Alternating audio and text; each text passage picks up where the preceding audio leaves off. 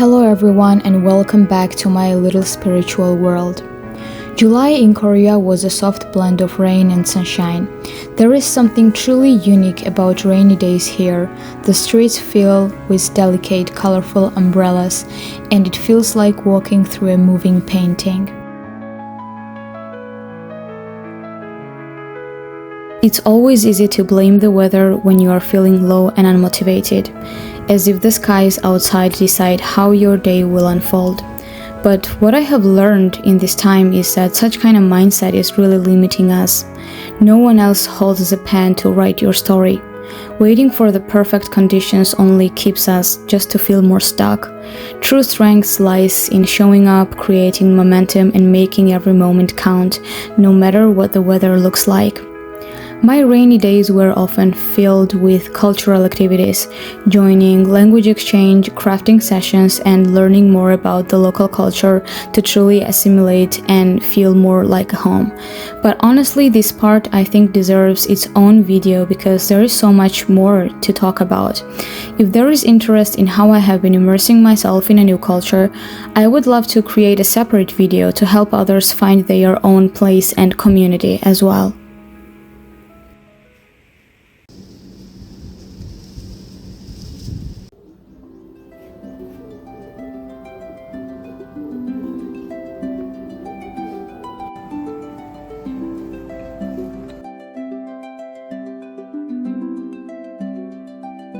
Except for the days when I joined cultural activities or local events, I found myself waiting, still, so quietly, for a little more sunlight.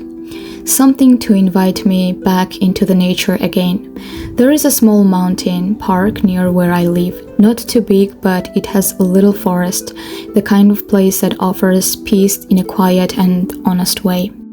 This was actually the first little forest I visited alone when I arrived in Korea. I still remember it clearly, and somehow it carved out a permanent space in my memory. Rainy days are beautiful, and so are the sunny ones.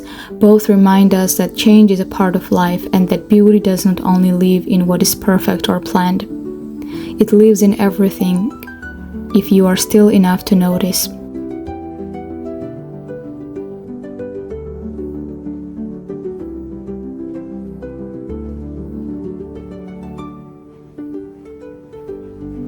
Most days I spend time at home doing what fills me up, crafting, making simple jewelry, reading, looking up to a random facts about plants, singing softly, making tea, or just letting music rap about me. But I also love bringing this piece of myself outdoors, to sketching into the nature, in the shade, stringing beads under the tree, letting my hobbies breathe in a new space.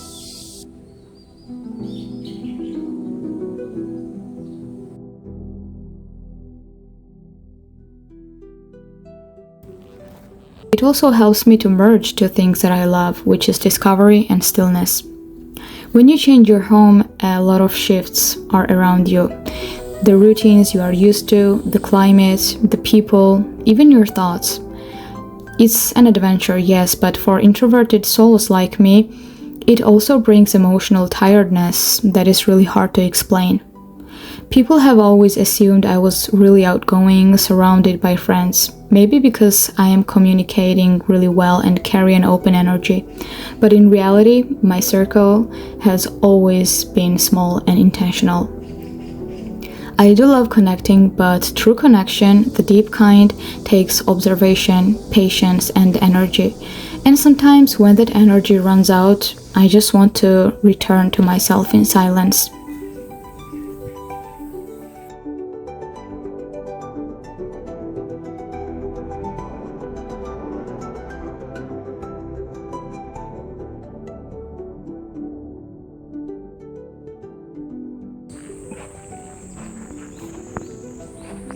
There were moments when I didn't even want to explain what I was feeling, not because I didn't trust others, but because my emotions felt too layered, too delicate to put into the words. Trying to describe them often led to being misunderstood, and I have learned that that's also okay. We all experience life on our own frequency, and we should never feel pressured to feel beyond the boundaries of our own emotional space. Maybe that's why nature has always been my refuge, my quiet harbor. It's where I go to feel mentally unburdened, to feel myself that simply existing is enough, and maybe, just maybe, someone out there feels the same way.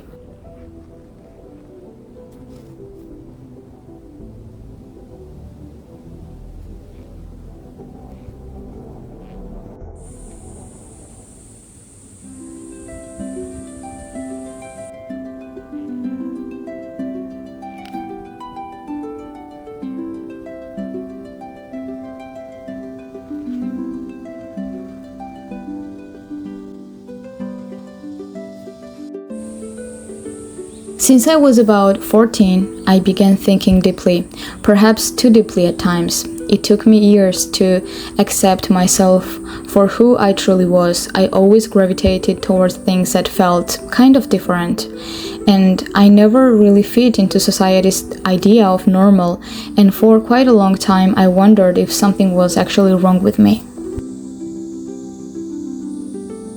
I didn't enjoy the popular music of that time. My way of dressing often made people say that I looked like I belonged to another era. I loved choosing colors, mixing styles, and wearing outfits that felt like a true reflection of my inner world. It was not about following trends or standing out, it was simply what felt more natural to me. And though it sometimes left others unsure of how to respond, it was a quiet strangeness.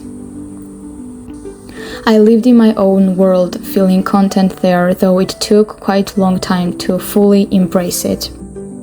Over the years, I worked on myself. I started listening to my real desires, the ones hidden beneath expectations and trends. And I learned something important. Being your authentic self, even if it seems unusual to others, is one of the most beautiful gifts you can offer to yourself and to the world. And if you have ever felt the same way, a little out of place, a little different, I invite you to do the same. Accept yourself as you are and don't try to shrink or reshape yourself just to fit in.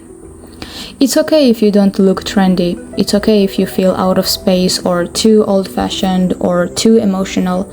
There is totally nothing wrong with you. They just don't understand you yet, and that's quite okay. I truly believe that the more we experience in life, the deeper our empathy becomes. And even if someone has lived a completely different life from you, they can still feel your truth. And that kind of connection, quiet, deep, and real, is the one I cherish the most.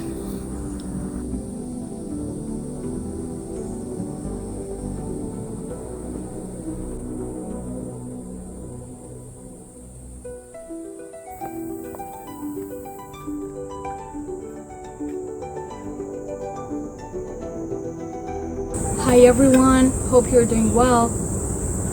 I'm really happy right now because I'm in the small forest which is around our house, and it's been almost 3 hours that I came here. At first I thought I would just spend maybe 30 minutes to just walk nearby because I was feeling somehow bored at home. No matter how many activities I can do at home, sometimes I still need to go and do outdoor activities.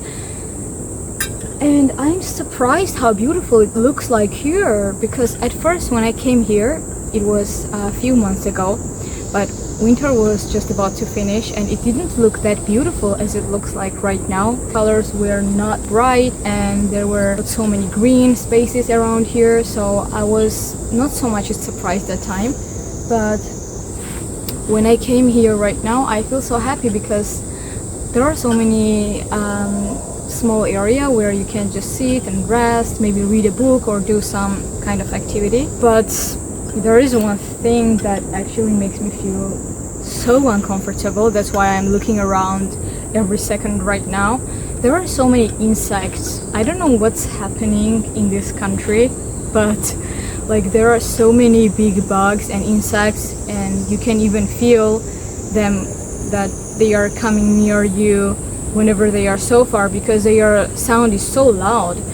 And no matter how much I try to get any information about that or read that they are not harming you or they are not attacking, it still feels so uncomfortable when they are coming near you. I think in terms of the connection with insects, I suck so much because it doesn't matter how much I try to somehow build a relationship and at least act like a normal human being, I'm still bad at it. I wish I was able to show you how wonderful it looks like here. It's so humid. I cannot say that I feel really comfortable while talking in front of the camera because that's not what I'm used to. But I'm planning to learn more about it, even how to film, how to talk, but I really hope that next time it's going to be better version of this, what I'm doing right now. But at least I'm trying, you know?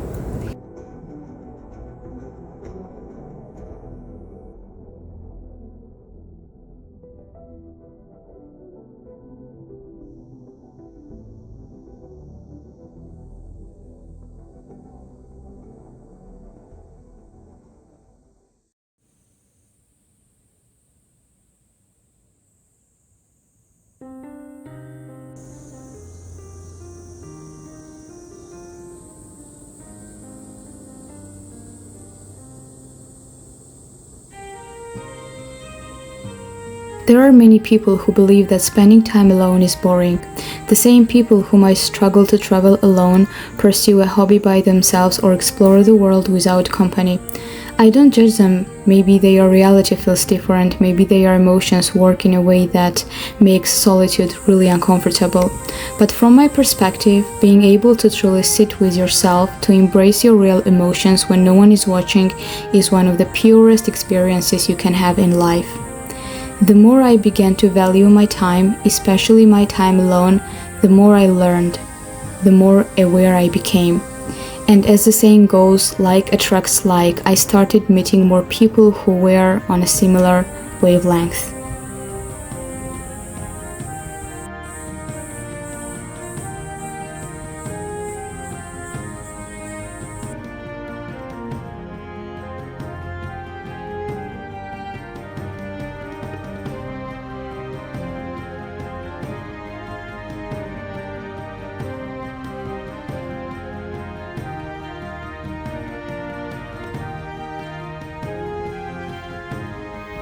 When we are children, we often feel bored if we don't have someone to play with, but as we grow, I think we should learn to become enough for ourselves. I have enjoyed exploring life both inside and outside, traveling around 15 countries, collecting unforgettable memories with people, and also cherishing the moments I spent alone at home, exploring myself by self-teaching and learning things I have never tried before. And when I want social connection as well, I am always meeting the people I love, my friends, my family members, and etc.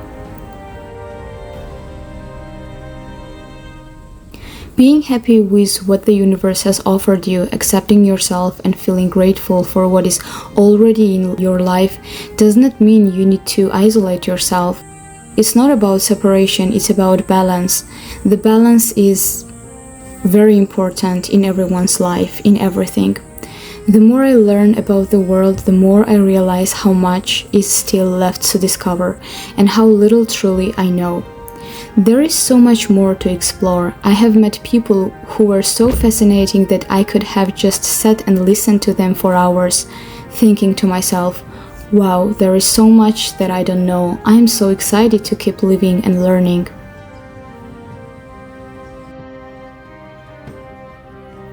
Of course, life is not always bright and colorful. We all go through difficult, even painful experiences, but those moments are part of our journey as well.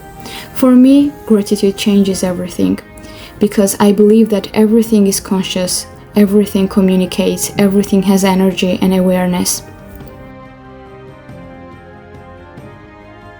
When you are grateful even for the smallest details, the warmth of the sun, the sound of the wind, the fact that you woke up to another day, you start to realize that life itself is a gift. And somewhere out there, there are countless souls who didn't get the chance to wake up today, but you did. And that means you still have time to see, to learn, to feel, to love, and to live.